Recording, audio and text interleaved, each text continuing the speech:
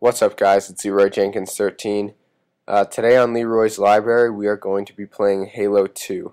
First things first, I left the game intro in here just because I really have good memories of this game, and just every time I hear and see the intro to this game, it kind of just puts me in a good mood. So hopefully it does a similar thing for you guys. So I just left the opening, not credits, but acknowledgments and whatnot in front of the game in the video for you guys to watch.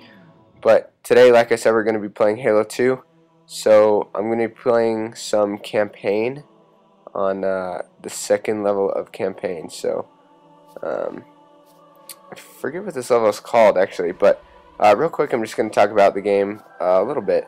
So Halo 2 was released on November 9th, 2004 by Bungie Studios. It was released for Xbox, and then another version of the game was released in 2007, in May of 2007 for the PC. So real quick, guys, I just want to tell you what I'm going to be doing in this video. So to start things off, I'm going to be going to get the blind skull. But first, of course, you gotta get the sniper from Johnson because he can't use it. So to get the blind skull, you hop up on this ledge to your right, then hop up again, and the skull is just down this pathway on the left. So at the very end, when you pick it up, it'll erase your HUD, so you can't tell what gun you're having. You don't have crosshairs. You don't know how many grenades or which grenade you're using. Motion tracker, all that good stuff. If you want to call it good stuff, I guess. But my goal in this game is to get through this campaign mission killing as few enemies as possible. So here I'm trying to figure out where to go. I know I've done this before, but I kind of forget which way you go. And here I finally figured it out. I think. Nope, not quite yet. But anyway, you go up here. You have to grenade jump, and there we go. You get on top of here.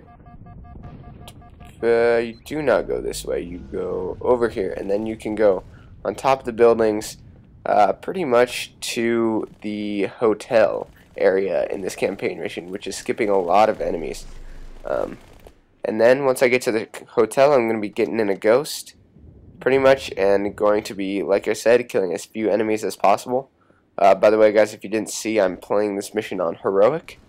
But anyways, I'm going to be talking a little bit more about the game and, how it worked, who made it, all that good stuff, rewards. But anyway, like I said, the game was released on November in 2004. So this game, I think, was, like I said, for the first Halo, I think this game was also kind of revolutionary for console shooters. But this game was different because the reason this game was revolutionary was because of its online play. And by the way, guys, here's a little fail grenade jump. But oh well. But Halo 2 is really the first game to have online multiplayer that worked, and especially on a first-person shooter. Obviously, it had been done on the PC before, but it really had the first real matchmaking experience for the console, which really kind of set the standard for other games to follow. I would say even Halo 2 matchmaking is better than a lot of the games today. But that aside, the game was great in itself. When it was released, in the first 24 hours, the game sold 2.4 million copies and earned up to $125 million. That's in the first 24 hours, guys, so that's amazing. In the UK, the game sold 260,000 units in its first week, making it the third fastest selling title in that territory. 500 million games of Halo 2 have been played on Xbox Live since its debut, and that was on June 20th, 2006. So that was less than 2 years after the game was released, there was already 500 million games played online, which is crazy. By November 2008, Halo 2 became the best-selling first-generation Xbox game, selling a total of 8.46 million copies. And as of September 25th, 2007, Halo 2 was the 5th best-selling video game in the U.S., with 6.3 million copies sold. And Halo 2, I think, up until it was taken off of Xbox Live, still was one of the top games played. I know I myself, I played a lot of Halo 2 online, especially near the end of its life. Probably the last month Halo 2 was on Xbox Live, I played a ton of it. I was actually really sad to see it go. I had a lot more fun playing Halo 2 than I did Halo 3. Even for how simple the customization was, and pretty much just how simple the game in general was in Halo 2, it was still a ton of fun. I remember, actually, when I didn't even have an Xbox, I played Halo 2 all the time with some of my friends who would play a bunch of crazy game types, swords in the square, snipers in the circle, and a robot, which were all tons of fun. Swords in the Square was a game on Lockout where everyone had a sword, and in that middle square you were only allowed to fight in there. And well, there's more rules, but that's pretty much the basic idea. Snipers in the Circle is on Ascension, and we also called it No Scope because everyone had started off with sniper rifles, but you could only no scope, and you had to be inside the circle in the main area of Ascension. And then the best one, Robot, I played all the time with 3 of my friends, and I actually was thinking about doing that for this video, but it was going to be hard to get everyone together and record, especially since we've got people in college now and all that good stuff. But Robot is played on Lockout, and you start with a shotgun and a sword, and that's all you get. You have grenades, and you keep the grenades on map, but those are the only weapons you can use. And that game was so much fun because a lot of it was luck, but a lot of it was countering. Like if someone was coming at you with a sword, of course if you got a mid-lunge with the shotgun, it was an automatic kill. Other times you can make people with a shotgun shoot too early, and then you could slice them with the sword. Other times it was really just fun seeing who would win a sword versus sword battle. But that game was all about controlling the yellow lift, because that was really like the power position on that map for Robot. But I have a ton of good memories from that game type in particular, and also just with this game in general. And I'm going to talk about some scores real quick. So Game Rankings gave Halo 2 a 95%, and so did Metacritic. Game Informer gave it a 10 out of 10. GameSpot gave it a 9.4 out of 10, and it won the Editor's Choice Award. GameSpy gave it a 5 out of 5, and IGN gave it a 9.8 out of 10.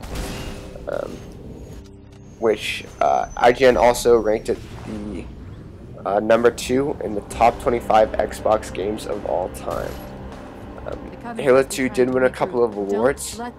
In the 2004 Game Critics Award, it won Best Console Game. 2005 GDC Awards, Game Developer's Choice Awards, excuse me. It won Excellent Audio. In 2005 Interactive Achievement Awards, it won Console Game of the Year and Sound Design. And of course, you've got to give a hand to Marty O'Donnell, the music director for Halo 2, and for all the Halos for that matter. The music goes really well with all these games. I would say especially in, you know, just the tracks that make Halo, you know, so memorable. Like, for example, the chanting at the beginning of the last video I showed you that's in all the Halos. That really is like a trademark of Halo, and every time you hear that, you know that you're playing Halo. And so it's stuff like that that I really enjoy. a lot of the music helps to set the tone for some of the games. And if you've ever played Halo 3 ODST, even though I didn't like the game, I thought the music in that game was perfect. It really added so much to the game that I ever thought music could. Let's see, what else can I talk about this game. I mean, it was probably one of the most fun games I've ever played. I really am a Halo guy, like I've said many times before, and Halo 2 was really kind of where it started for me. I didn't have an Xbox till about the end of Halo 2. End of Halo 2 as in right before Halo 3, but nonetheless I played a ton of it before I got the game at friends' houses, and that was always the game you played. A lot of stuff in this game you could just mess around in, you know, super jumps were fun. We did some warthog races, those were always fun. You know, just messing around with the oddball glitch for the no weapons. You know, you had videos from groups like Hollywood Halo and all those good things, Red versus Blue. I think Halo 2 is really where Red versus Blue took off, I would say, gained a lot more recognition. And unfortunately after Halo 2 it did kind of die, in my opinion, but really Halo 2 was just a huge step, I think, for console games. Unfortunately, for how great this game was, the Halos that will follow it are not so great, I would say. But this video is wrapping up, guys. It's about to be over. Anyway, I hope you have enjoyed. The next video is going to be Halo 3, and then after that video, Halo 3 ODST, and then finish up Halos with the Halo Reach. But like I said, I hope you enjoyed. This has been Leeroy's Library, and I will catch you guys next time. See ya.